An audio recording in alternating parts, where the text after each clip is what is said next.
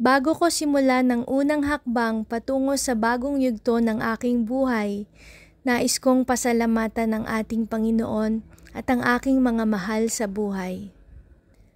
Sa aking Papa sa Heaven, ang aming haligi, unang guro, tagapagtanggol at Superman. Salamat sa karunungan at sa apelyidong iniwan mo sa amin ng may buong karangalan. Buong dangal ko rin itong bibitbitin. Mahal na mahal kita, Papa. Sa aking mama, na unang nagturo sa akin ng pagmamahal sa Diyos at ng buong pagtitiwala sa Panginoon.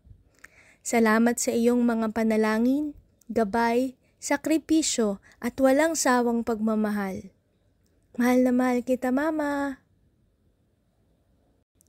Sa aking kapatid na si Gelbert, na kumakatawan kay Papa sa araw na ito, salamat sa iyong lakas, suporta at pagmamahal.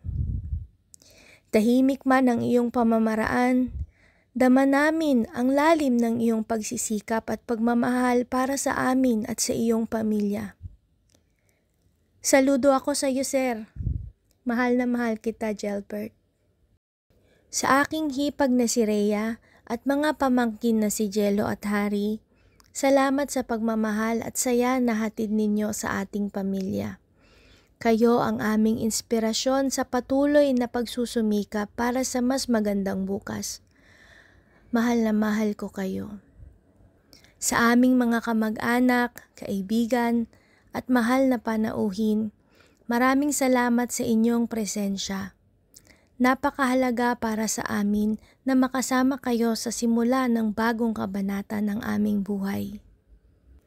Bilang panalangin at pasasalamat, nais kong ialay ang awiting ito, Wedding Feast of the Lamb.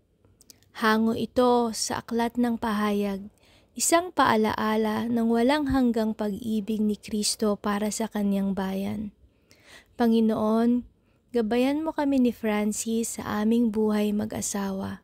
Naway mapuno ito ng pag-ibig, pananampalataya at biyaya. Siya nawa.